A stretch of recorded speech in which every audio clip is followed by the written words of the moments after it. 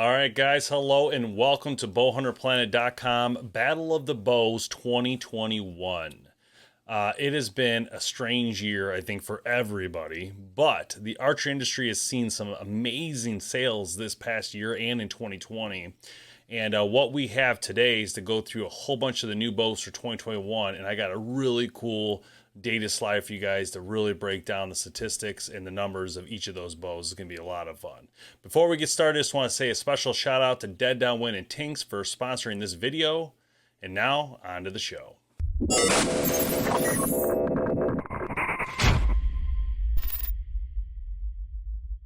Alright guys, starting the show off with the APA Black Mamba.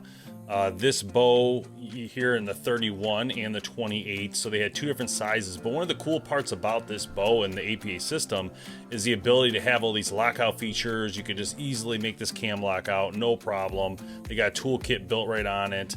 Again, a lot of great things going on with this bow. It's got a cool handle. One of the cool parts about APA is that tech side of it, right? They're really smart at coming up with these cool inventions to throw on their bows, from a GoPro holder to the fang that can hold the bow on a tree limb.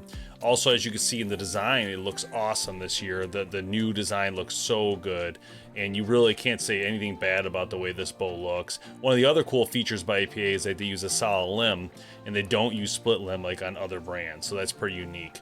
They also threw in this micro tune adjustability in their cable guard. They got some weight differentials on it, and here's the speeds, which I was pretty happy with, to be honest. And you can tweak these speeds and get them faster depending on what you're using. You know, you can add titanium pieces of this bow and a whole bunch of other great stuff.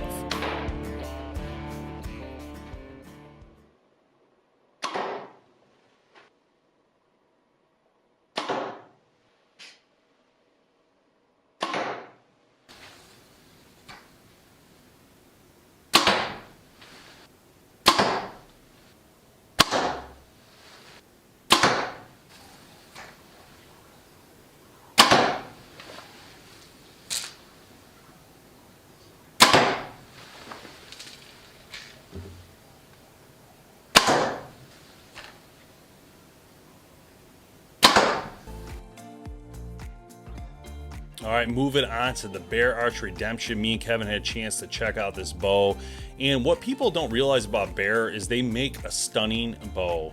The cutouts in this bow are absolutely insane, and they look really cool. Look how they put the dampener right between the riser. It's really something cool and special. I love the look of this bow. I think Bear did an amazing job with the Redemption, and you can see from the speeds it did very well. Holds pace. This bow also shoots so nice, and you'll see for yourself here in these shots.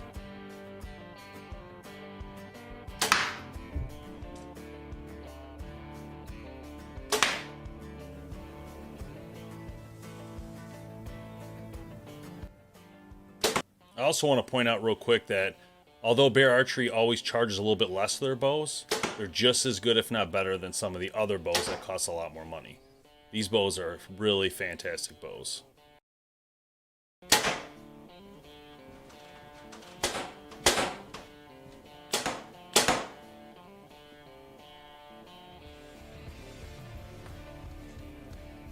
Definitely some room to play. All right, one of my favorite bows this year is the Solution SS from Botex. When we talk about bows that are extremely smooth, very forgiving, these bows hit the mark, and I was really excited what Botex launched this year. The Solution kind of replaces the Revolt, which they still have, but this was the new thing, and their whole concept this year was building a solution that was going to fit just about anybody. With the deadlock technology they use, it's really an incredible thing to be able to move the cam left and right. Botex really does it right, and you can see the speeds are great here for these bows. Very smooth, very nice shooting bows, and definitely on my top list.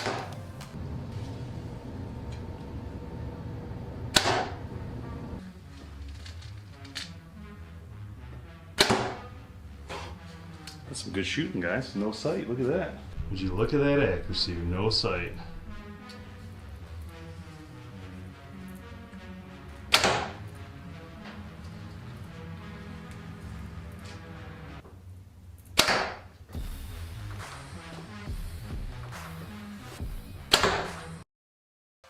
All right, they also sent us the Carbon Zion.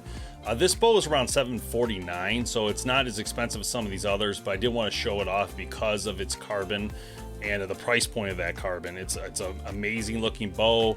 So the Zion comes off of the Carbon Icon platform. They did make some tweaks and adjustments, but a great shooting bow, and I definitely want to show it off just because of the carbon and the price point of this.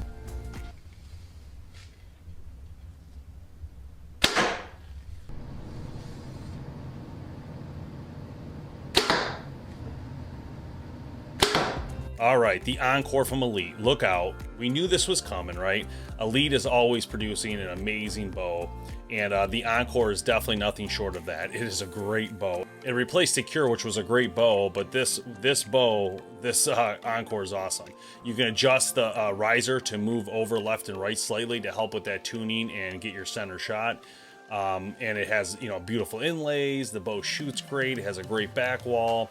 You know, Elite kind of coined the shootability name, the term shootability, and it's always been with their brand. Again, a brand that's never been pushing speeds.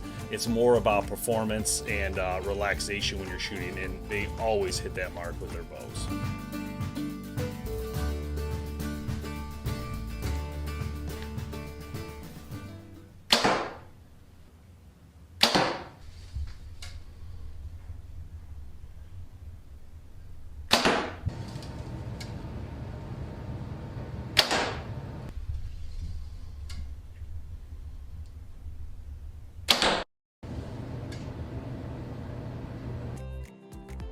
Hoyt and the Ventum 30 is the one we got a chance to look at in person, and let me tell you, it's a stunning bow. Completely redesigned for Hoyt this year. The Ventum really brings a whole new perception of their engineering, what they're capable of doing, changing a complete look up. They overhauled the cam, put a new cam on it. They got some shorter limbs. They got a push out in the front end where the stabilizer goes. Just all around a ton of great things. They even have a mount system that you can mount on the front of the bow and add a sight right to the riser instead of having any brackets. Very impressive what they've done with the Hoyt this year. And, you know, having that flexibility too in their let off, they have a quick adjustment, which makes it really cool if you want to on the fly switch to 85 to 80% let off, which makes it very nice in that cam system. So the HBX cam is really something special, and will be around for a long time, I think, on Hoyts going forward. Respectable speeds with the Hoyt, and I think, you know, it shows it here in two different, you know, let offs, but overall, great shooting bow. Also note, Hoyt is one of the only companies that still have that bridge idea that goes behind your wrist there. That's called the bridge. All right, and also notable is the Botex Solution SD, the model they came up with to fit other people that don't fit the normal Solution or the Solution SS. So people with a shorter draw maybe can't pull as much weight. This is the ability to fit those people with a different cam, basically, is what's happening here. And gives them a lot of flexibility and also the ability to have a lot of different people shoot this bow. And as you can see, it is a great looking bow. It looks just like the SS, and it has a lot of great feel to it. Do it. There we go. Great speeds at 28.5 inch draw in here, and you're still seeing some really good speeds with it. Hey, look at that. I actually can make it work.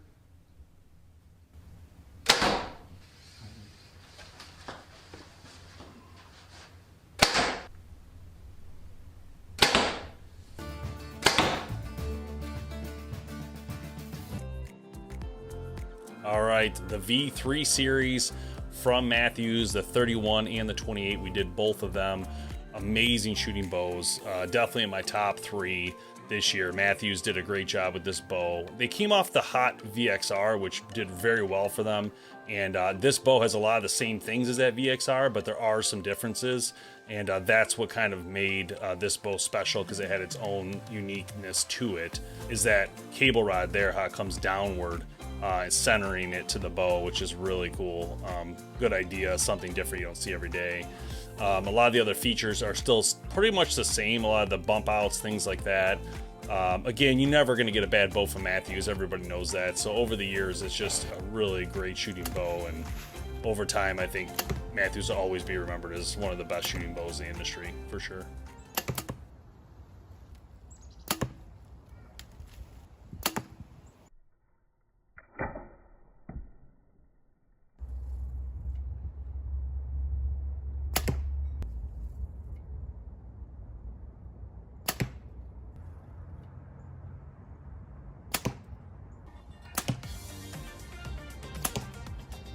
All right, here it is, guys. Just for you, I created a data file. This data file is really unique because it has everything in the premium, higher end and premium bow models right here on this spreadsheet, so you could compare it all and we could compare it together. The reason I wanted to show this is we don't have all the bows in, and I wanted to include everybody this year. Last couple years, we weren't able to include everybody in video, obviously, but we still think we can include it at least here in the data. So this is a really important file because it's going to show every brand, every bow in that price point. The lowest cost bow on here is the Zion at $750, and I only left it on because I wanted to show you the comparison in carbon with the other carbon models, right? There's only a few in the industry today, and I just want to make sure you knew there was a low-end carbon price, which would be the Zion, and high ends, which would be the Hoyts, the RX Ultra at $1,700. So there's definitely a big difference there, but it gives you that ability. So what did we learn in all this data? And I'll give you guys a minute with this data. I'm going to post it here so you can read through it slowly and see it better. But we did some projections, and what we did is you have an IBO speed, which is based off a 30-inch draw length. Now, I know you guys always say once in a while, somebody says on the videos, why aren't you shooting these in IBO? We do our speeds based on the most common, and the most common is a 29-inch draw, 70 pounds. So our goal was to give it as what you would most likely have in the field. Now, I do realize some people will be a 30-inch draw, but unfortunately, it's not as many as there are of 29. So that's how we do our projections. So anyhow, by using math data, we're able to project what we think these bows would shoot at based on percentages we did between IBOs and actual field tested 350 at the 70, 2970. And everything in italic here is a projection. So if you're wondering what you think the bow will shoot, these are projections we're seeing. A good example would be this Expedition X30. We're banking it's going to shoot around 331 at 2730. At a 27-29 draw length. So let's just give you an example of that. So everything in blue is what we have tested. It's been on the show, and you just saw in some of the video clips there. And out of those bows, we had the APA Black Mamba 31, the 28. We had the Bear Redemption. We had the whole bunch of Botex, the Encore, the Hoyt Ventum 30, the Matthews bows, 2 of them out of the 4 they have that launched. And then Expedition's still coming, PSC's still coming. So there are some that are going to be pending, but we'll get there as we get there. But I did want to include, we don't do a lot with Prime, but I did want to show the numbers here, just so you guys could see. And, I was impressed, and I was impressed by this one, the Nexus 2, mainly because you have a 32-inch axle, and a 4.25 pound weight, which I thought was really well done, and really good specs on that bow. So that looks like it could be a really nice bow, depending on what you're looking for and all that. So a couple things to note on here that are interesting, right? We're gonna do our drop down. We're gonna select Xloy, which is the new one, new material, by our friends at Expedition that they've been working on. So this is the one that they talked about on our podcast. And this is a new material, and they're pricing this bow, the X30, X33, and X37, $1,400, $1,400, and $1,500 based on those bows. And it's important because we don't know much about this new material, right? It's a different material. It's not carbon, and it's not metal, so it's a new one. So what does that leave us, or what's going to happen? I don't know. But we're estimating those bows will come in around 331, 329, and 314 feet per second. So give you an idea of that. All right. So what I want to do now is just show you guys averages. Why are averages important? Well, to me, averages are very important because it's going to show you what is going on. All right. So the MSRP average of all these bows you're seeing here, which includes a total of 35 bows, the average price is $1,127. So that means if you're spending $1,127, you're at average. If you're spending above that, you're above, and if you spend below that, you're below average on what you're spending. Just to give you an idea. So point of this being, if you're going to the store to buy one of these bows, be prepared to spend for the bare bow $1,127. That's about where you're going to be, and that would be the average price. So you should definitely bring with you $1,500 to include your accessories and things you need. So moving on, our averages, the average axle of all these bows is 31.9 inches. So we'll just call it 32. So 32 inch axle is your average. So 32 axle is your average for all these premium bows. The brace height average is 6.5, we'll call it. We'll just round up. So 6.5 would be your average. Now, I'm a person, I love large brace heights because they're just more comfortable to me. And so for me, I always look at that first and I would choose a number based on that for me. Everybody's gonna be different on how they do it. But for me, that's how I would do it. I would start there. All right, average weight. So this is something we talk about a lot on the show. So the average weight right now is 4.22 pounds, and we felt like that kept going up. And you can see here, if we were to sort by weight, so largest to smallest in weights. So the Matthews Atlas, which is a about 35 inch axle, is 4.92 pounds. The Hoyt Ventum 33 is at 4.7. The PSC Evo 34, EVL 34 is at 4.7. The Elite Remedy is at 4.6. The Hoyt RX 5 Ultra is at 4.6. That is a carbon bow, just FYI on that. The Ventum's at 4.6. So a lot of the main bows that people would suggest are the main bows to them on average are 4.6 pounds, just to give you an idea. With the lightest bows being the Botex Zion being the lightest, the PSC Air, their carbon bow, the Stealth Mach 1 is 3.5. The Expedition X30 with that new alloy we talked about is 3.6. X-Loy. The Black Mamba 28, 3.6. And so Expedition's got a lot of light bows. So that's going to tell you that that new material is doing the job. All right, so let's go ahead and sort by price. So largest to smallest. So the most expensive bow this year in 2021 that we found was the RX Ultra from Hoyt, their carbon bow at $1,700, followed by Hoyt's RX5 at $1,650, followed by the Carbon Air Stealth Mach 1 at $1,600. So all the three carbon bows are at the top. The alloy, the X-Loy would also fall into the higher end for their material, and that's $1,500, 14 and 14. Matthews Atlas drops in the next spot here this would be the 7th spot at $1,350, and then you got the Matthews and Botex bows all in the $1,200 mark. APA just under that, Hoyt just under that with their aluminum, Elite just under that, and PSC's a little bit under. And the lowest cost would be technically the Martin and the Obsessions at $900 for the standard, and then again $750 for that carbon Zion that we talked about. So all in all, I hope you guys can take something from this. There's a lot of good information here. I'll go ahead and put this on the screen. You guys can review it on your own and find some time to review. Unfortunately, we haven't had a chance to shoot a lot of these bows, and I would say that so far, what did I like this year? I mean, I liked a lot of things. Botex is probably my favorite right now. The Solution SS, I really enjoy shooting that bow. I love the frame, the feel of it. It feels narrow and small to me, and I really enjoy that. So to me, that's the one I think I like the best so far. I did like the Matthews bows. I think they shot excellent, but I think they always do. I don't think anything's different there than normal. I did like the Ventum 30. I thought Hoyt did an excellent job redesigning from scratch a bow. I mean, they did a really good job engineering that bow. The Encore, I liked it a lot. I did like the Encore, but to be honest, I've always liked the Elite's draw cycle, so it's nothing new to me. I knew I'd like it to start, to be honest, because it's the way they shoot. They just shoot so well. I was impressed by the Bear Redemption EKO. I thought they did a great job on the design, the feel of it, the way it shoots. Everything was really nice about it. Some of the bows I like to shoot still. I mean, I haven't shot the Expeditions yet. I'm really excited to find out what those are like. Those are in process. They're not to us yet. The PSC I'm excited for.